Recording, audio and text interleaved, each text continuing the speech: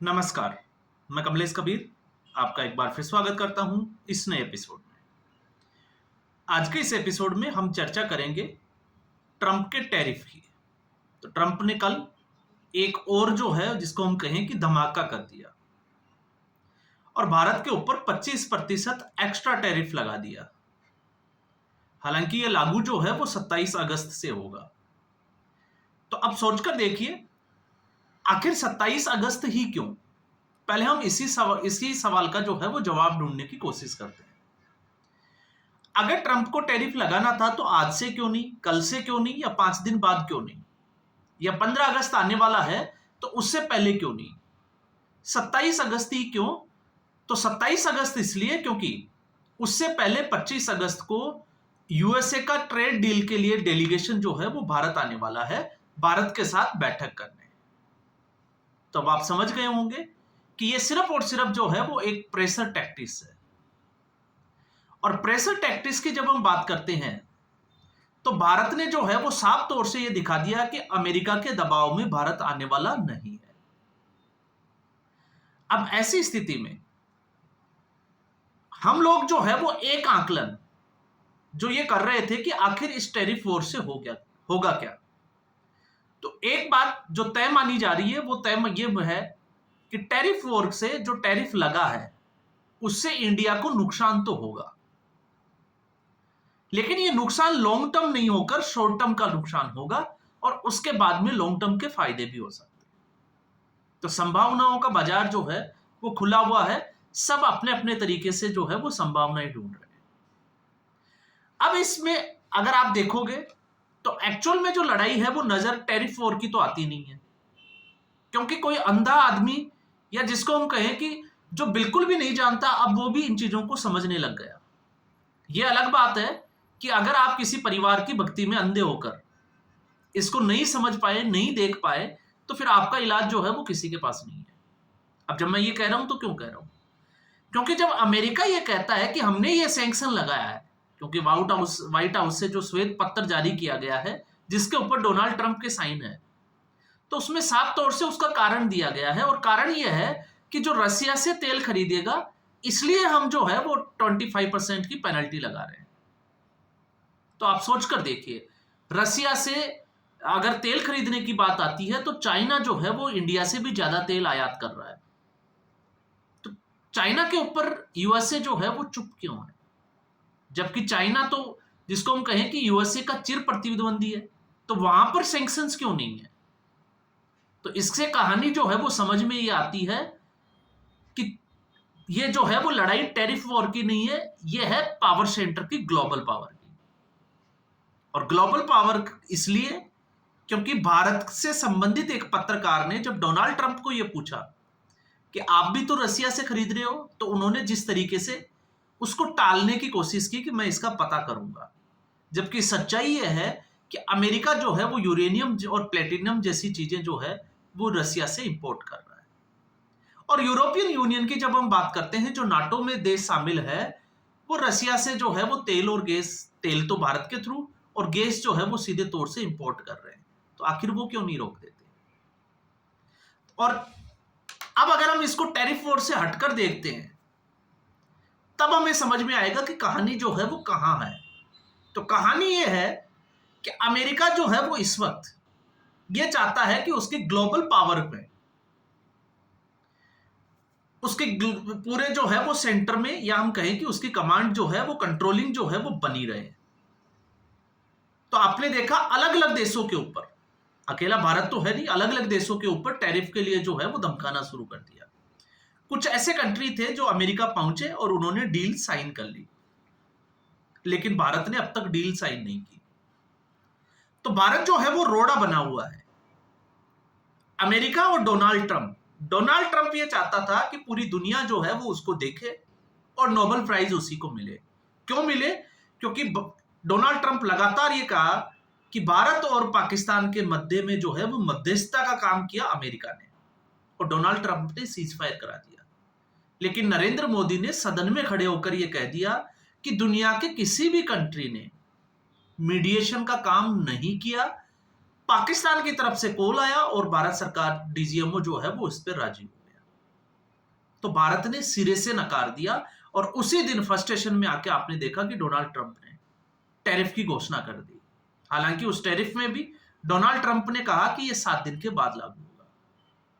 तो जब हम इस टैरिफ वॉर को छोड़कर इसको ग्लोबल पावर सेंटर के रूप में अगर हम देखते हैं, तब हमें जो है वो चीजें समझ में आती है कि इसमें पहला कि डोनाल्ड ट्रंप जो है वो ये चाहता है कि पूरा ग्लोबली जो है वो अमेरिका कंट्रोल कर सके, तो भारत तो काबू में आ नहीं रहा। दूसरा, लगातार अगर हम बात करें तो ब्रिक्स, तो ब्राजील, ब्रिक्स में कौन कौन से कंट्री है? ब्राजील है, रसिया है, इंडिया है, चाइना है और साउथ अफ्रीका है।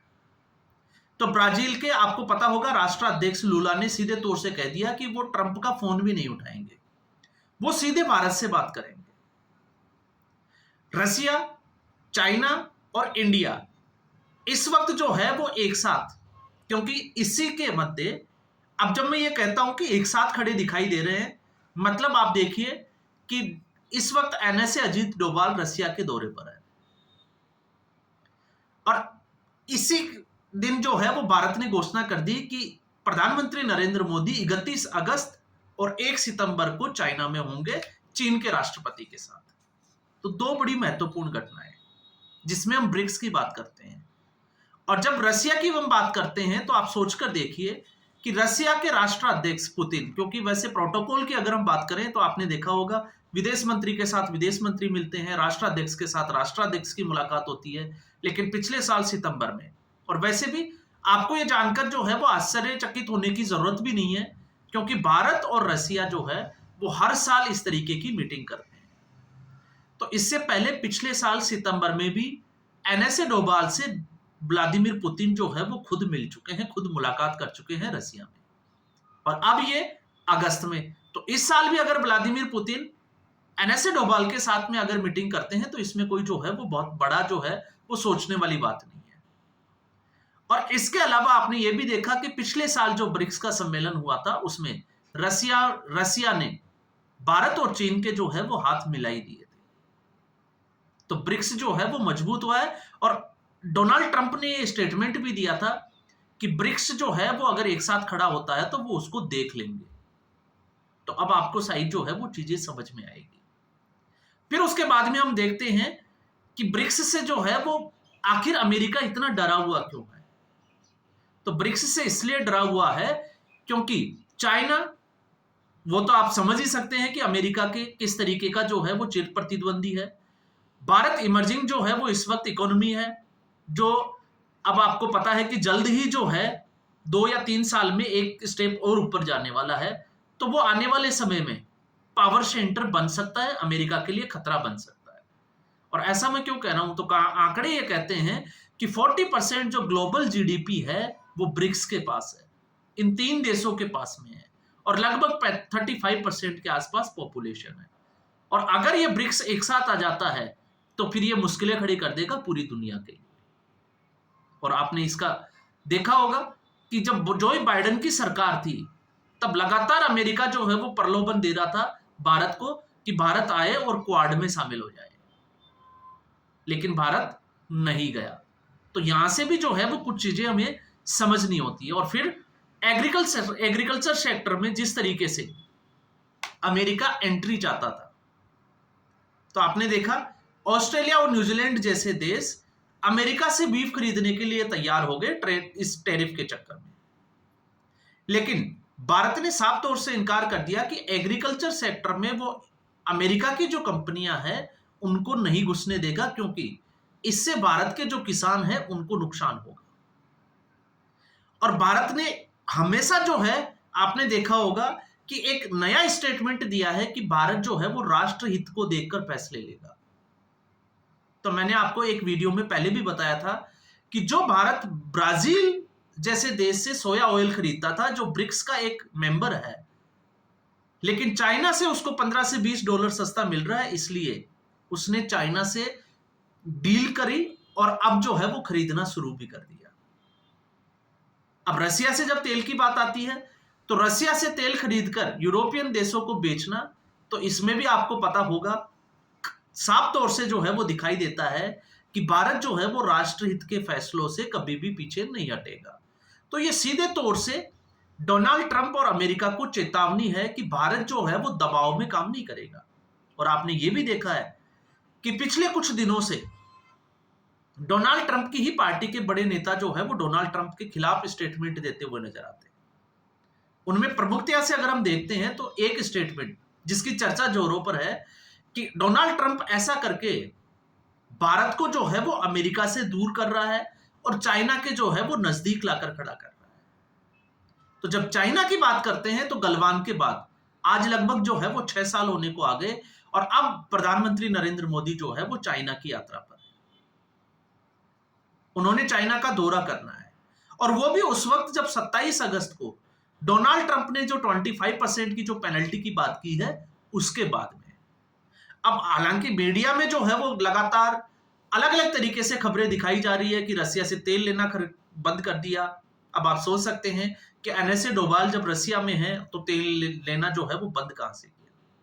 और उससे भी बड़ा, इसके जरिए डोनाल्ड ट्रंप की दूसरी जो सोच जो हमें समझ में आ रही है वो ये है कि डोनाल्ड ट्रंप चाहता है कि रसिया के ऊपर दबाव बने और दबाव बने तो वो यूक्रेन से युद्ध विराम की घोषणा कर दे।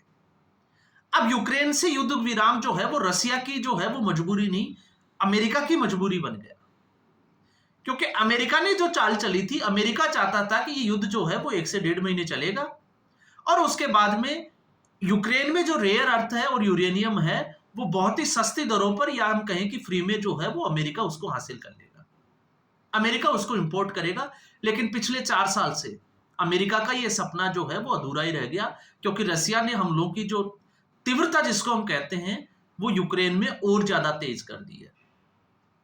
तो ये बहुत सारे जो कारण हैं वो अब जो है वो खुलकर सामने आ रहे हैं और इसमें जो लोग ये आकलन कर रहे थे, क्योंकि कुछ बुद्धिजीवियों की एक टोली है जो इस टैरिफ वॉर को जो है वो टैरिफ की उससे दृष्टि से देखती है, तो उन लोगों को जो है वो अब शायद उनको भी समझ में आने लग गया होगा कि ये टैरिफ की लड़ाई नहीं है, ये लड़ाई जो है वो और कहीं है। वरना आपने देखा पाकिस्तान ने तो जो है वो सीधे तौर से सरेंडर कर ही दिया, बांग्लादेश, लेकिन भारत एक ऐसा देश है जिसने अब तक जो है वो अमेरिका के सामने सरेंडर नहीं किया।